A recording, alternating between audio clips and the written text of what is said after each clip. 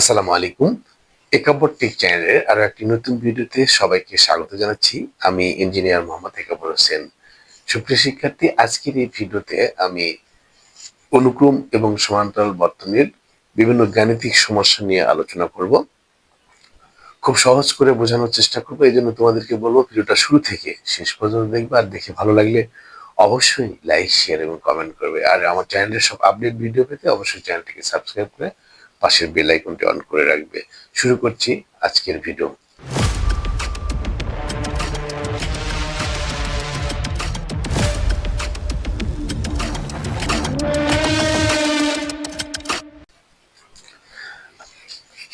তোমরা দেখতে পাচ্ছ এখানে বোর্ডে কয়েকটি সার্কিট আঁকানো আছে। যেমন প্রথম সার্কিটটা দুইটা রেজিস্টার, এখানে 20 ওহম মানের দুইটা রেজিস্টার সমান্তরালে সংযুক্ত আছে এবং 10 ভোল্ট প্রয়োগ করা আছে। বলা হচ্ছে এই বর্তনীর আমরা মোট কারেন্ট নির্ণয় করব। 2 নম্বর বর্তনীতে 4 ওহম, 8 ওহম এবং 12 ওহমের তিনটা রেজিস্টার সমান্তরালে সংযুক্ত আছে এবং এর 12 ভোল্ট প্রয়োগ করা হয়েছে। এখানকার কারেন্ট আমরা নির্ণয় করব। এরপর 3 নম্বর বর্তনীতে 5 ওহমের দুইটা রোধ প্রথমে সিরিজে আছে এবং এর সাথে 10 ওহমের একটা রোধ প্যারালালে সংযুক্ত আছে এবং 10 ভোল্ট প্রয়োগ করা হয়েছে। আমরা এই বর্তনীর মোট কারেন্ট নির্ণয় করব। এরপর 4 নম্বর বর্তনীতে দেখা যাচ্ছে যে 1 ওহম, 10 ওহম এবং 100 ওহম মানে তিনটা রেজিস্টার অনুক্রমে সংযুক্ত আছে এবং 222 ভোল্ট প্রয়োগ করা হয়েছে। এর মোট কারেন্ট নির্ণয় করব। এরপর 5 নম্বর বর্তনীতে 1 ওহম, 10 ওহম এবং 100 ওহমের তিনটা রেজিস্টার পরস্পর সমান্তরালে সংযুক্ত আছে এবং 222 ভোল্ট প্রয়োগ করা হয়েছে। এই বর্তনীর আমরা মোট কারেন্ট নির্ণয় করব। তো আমরা প্রথমে 1 নম্বর বর্তনী সমাধান করে দেখাই। 1 নম্বর বর্তনীতে বলা হচ্ছে যে 20 ওহমের দুটা রেজিস্টার সমান্তরালে আছে। তাহলে সমান্তরাল থাকলে আমরা তুল্য রোধ নির্ণয়ের যে সূত্র শিখেছি, সেখানে 1/P বা 1/RP সমান 1/20 যোগ 1/20। তার মানে এখানে লসাগু যদি 20 করি তাহলে 1/1 যোগ 20, 1/1, তার মানে 2/20। 1/RP সমান, অতএব RP সমান দাঁড়াবে 20/2 অর্থাৎ 10 ওহম। তাহলে তুল্য রোধ বাড়ানো 10 ওহম। তাহলে আমরা কারেন্ট নির্ণয় করা লাগবে। তাহলে কারেন্ট I সমান V/R, আমরা ওহমের সূত্র অনুসারে জানি। তাহলে এখানে ভি এর মান 10 ভোল্ট আর রোধের আর এর মান 10 ওহম, তাহলে এত অ্যাম্পিয়ার, তাহলে 1 অ্যাম্পিয়ার। 1 নম্বর বর্তনীর সমাধান হলো। এবার 2 নম্বর বর্তনীর ক্ষেত্রে 2 নম্বর বর্তনীর তিনটা রোধ প্যারালালে আছে। একইভাবে তিনটা রোধ, তাহলে আমরা জানি 1/RP, 1 ভাগ তিনটা রোধ হচ্ছে R1 এর মান 12 ওহম যোগ R2 এর মান 8 ওহম যোগ R3 এর মান হচ্ছে 4 ওহম। তাহলে লসাগু 24, 2/2 যোগ 3 আসছে 24, 3 যোগ 4 যায় 8 বা 4 আসছে 6, 12, 8 এবং 4 এর লসাগু 24, 12, 2, 3 বাজায়। এরপর আমরা উপরে 6, 3, 9, 11, 24। তাহলে 1/RP অর্থাৎ RP দাঁড়ালো 24 উপরে যাবে 11 নিচে এত কম। তাহলে এটা আমাদের এত। এখন যেহেতু কারেন্ট এর ক্ষেত্রে আমাদের I সমান V/R, অর্থাৎ V এর মান 10 ভাগ রেজিস্ট্যান্সের মান 24/11, এটা ভাগ করলে যেটা হয় সেটা 10 এটা 11 উপরে যায় আর নিচে 24 আসে, তাহলে 110 ভাগ 24 এত অ্যাম্পিয়ার। 3 নম্বর বর্তনীর ক্ষেত্রে দুটা 5 ওহমের রোধ প্রথমে অনুক্রমে সংযুক্ত আছে, তাহলে এই দুটা রোধের রোধ আমরা যদি বের করি 1 ভাগ আর এস সমান 5 প্লাস 5 এত ওহম, তার মানে 10 ওহম।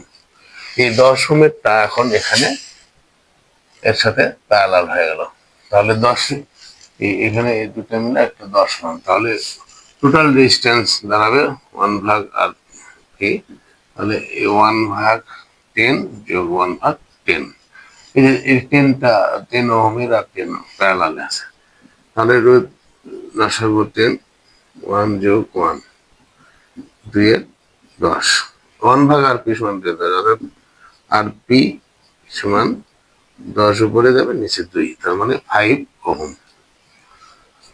তাহলে এই বর্তনীর মোট কারেন্ট আই সমান ভি ভাগ আর, আই সমান ভি ভাগ আর, অর্থাৎ ভি এর মান দেওয়া আছে 10 আর আর এর মান হলো 5, এত অ্যাম্পিয়ার, 2 অ্যাম্পিয়ার। 3 নম্বর বর্তনীর মোট কারেন্ট 2 অ্যাম্পিয়ার। এখন 4 নম্বর বর্তনীর ক্ষেত্রে 4 নম্বর বর্তনীর ক্ষেত্রে 1 ওহম, 10 ওহম, 100 ওহমের রেজিস্ট্যান্স সিরিজে আছে, তাহলে আর এস আমরা জানি মোট রেজিস্ট্যান্স সিরিজে থাকে 1 যোগ 10 যোগ 100 এত ওহম সমান 111 ওহম। তাহলে 111 ওহমের ভোল্টেজ দেওয়া আছে 20 ভোল্ট, তাহলে আই সমান ভি ভাগ আর, ওহমের সূত্র আছে, তাহলে ভি এর মান 222 ভাগ আর এর মান 111 এত অ্যাম্পিয়ার, তাহলে 2 অ্যাম্পিয়ার। এই সার্কিটের মোট কারেন্ট 2 অ্যাম্পিয়ার। 5 নম্বর বর্তনীতে দেখা যাচ্ছে 3টা রোধ প্যারালালে সংযুক্ত আছে বা সমান্তরালে সংযুক্ত আছে, সেক্ষেত্রে মোট রেজিস্ট্যান্স তুল্য রোধ বের করলে 1 ভাগ 1 যোগ 1 ভাগ 10 যোগ 1 ভাগ 100, এই সূত্র অনুসারে আমরা বের করবো। তাহলে 100 লসাগু 100 বাজার, তাহলে 100 যোগ 10 বাজার 10 যোগ 1 বাজার 1, তার মানে উপরে গেল 111 নিচে 10, হ্যাঁ, অর্থাৎ আর পি দাঁড়ালো এই এটা উপরে যাবে 100 নিচে 11, 111 এত ওহম। তাহলে কারেন্ট এত, রোধ এত বাড়লো, অর্থাৎ ভোল্টেজ বাড়াবে, এটাকে ভাগ করতে হবে, অর্থাৎ আই সমান ভি ভাগ আর, অর্থাৎ ভি এর মান দেওয়া আছে 222 আর নিচে আর এর মান দেওয়া হলো 100 ভাগ এত অ্যাম্পিয়ার, এটাকে ভাগ করে রয়েছে, তাহলে আমরা কারেন্ট বের করবো।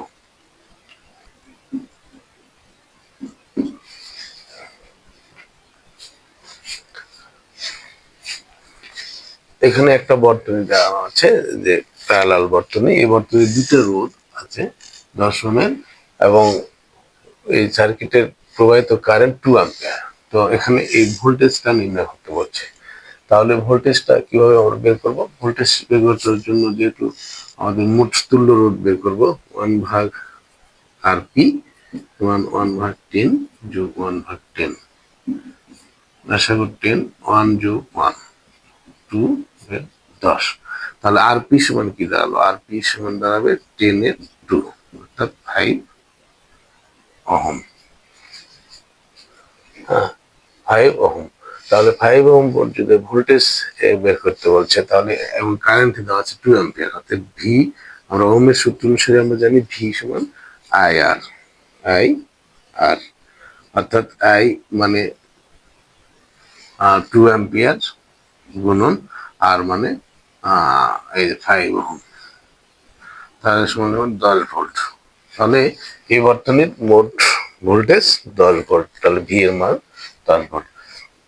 এভাবে আমরা ভোল্টেজ এবং সার্কিটের কারেন্ট নির্ণয় করবো, তুল্য রোধ আমরা বের করতে পারলে। এরপর আরো একটা বিষয় ছিল, এখানে যদি বলা হয় শাখা কারেন্ট নির্ণয় করা,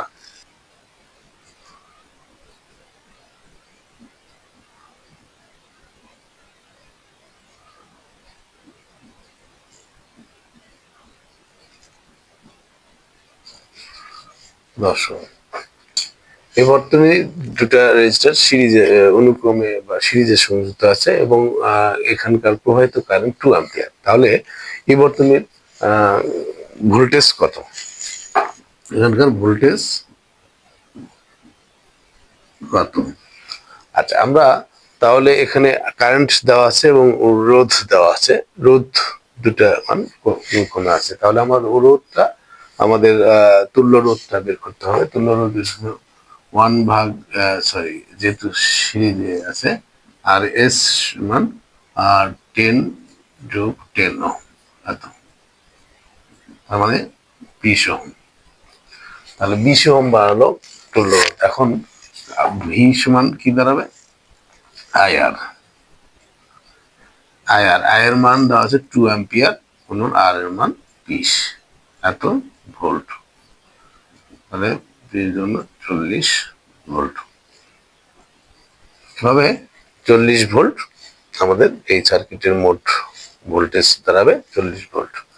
এভাবে সিরিজ প্যারালাল এর আমরা কারেন্ট ভোল্টেজ নির্ণয় করতে পারি। তো এখানে একটা গুরুত্বপূর্ণ বিষয় তোমাদের জানা দরকার, যে আমরা যদি বাস্তবিক ক্ষেত্রে আমরা যদি কোনো সার্কিটের ভোল্টেজ এবং কারেন্ট নির্ণয় করে যাই, পরিমাপ করতে যাই, সেক্ষেত্রে আমি দেখছি আমাদের এলাকার অনেক নামি দামি স্কুল এবং নামি দামি স্কুলের শিক্ষার্থীরা এই ভোল্টেজ কারেন্ট নির্ণয় করতে প্র্যাকটিক্যালি পারে না। অর্থাৎ এই যে সার্কিট, যে সিরিজ এবং প্যারালাল, এটাই আসলে ভালোভাবে বোঝানো হয় নাই। যে সিরিজ প্যারালাল যদি না বোঝে তাহলে ভোল্টেজ কিভাবে? এখন বলা হচ্ছে একটা বর্তনীর ভোল্টেজ মাপতে হবে। তাহলে বর্তনীর ভোল্টেজ, যে ভোল্টমিটারকে যদি সার্কিটটা যদি সিরিজ যুক্ত করতে হবে, ভোল্টমিটারকে কিভাবে সংযুক্ত করছে? ভোল্টমিটারকে আমি সার্কিটের সিরিজে সংযুক্ত করতে হবে, প্যারালাল সংযুক্ত হবে। এখানে এই জিনিসটাকে ভুল ধারণা থাকার কারণে এই অনেক দুর্ঘটনা ঘটে ফেলে আমি দেখেছি। তো আমরা আজকে শিখবো যে একটা সার্কিটের যদি কারেন্ট মাপতে হয়, সেক্ষেত্রে ওই অ্যামিটারকে লোডের সাথে অবশ্যই সিরিজে সংযুক্ত করতে হবে, অর্থাৎ অনুক্রমে সংযুক্ত করতে হবে। ভালো করে মনে রাখতে হবে যে একটা অ্যামিটারকে কারেন্ট প্রবাহ মাপার জন্য লোডের সাথে অবশ্যই সিরিজে বা অনুক্রমে সংযুক্ত করতে হবে। আর ভোল্টমিটারকে আমরা যদি ভোল্টেজ মাপবো, সেই ক্ষেত্রে ভোল্টমিটারকে প্যারালালে সংযুক্ত করতে হবে, এটা খেয়াল করতে হবে। এবং কখনোই যেন এই সার্কিট এর যে সংযোগটা আমাদের ভালোভাবে বুঝতে হবে, যে সিরিজ প্যারালাল। তাহলে আমাদের এই কারেন্ট নির্ণয় করা, ভোল্টেজ বের করা অ্যাভোমিটার দ্বারা আর কোনো সমস্যা হবে না। তো অবশ্যই মনে রাখতে হবে যে আমাদেরকে কারেন্ট মাপার জন্য অ্যামিটারকে লোডের সাথে সিরিজে সংযুক্ত করতে হবে, আর ভোল্টেজ মাপার জন্য ভোল্টমিটারকে অবশ্যই প্যারালালে সংযুক্ত করতে হবে। বিষয়টা ভালোভাবে মনে রাখতে হবে। তো আজকের ভিডিও এ পর্যন্তই। পরের কোনো ভিডিওতে দেখা হবে। সেই পর্যন্ত তোমরা সবাই ভালো থাকবে, সুস্থ থাকবে। আল্লাহ হাফেজ।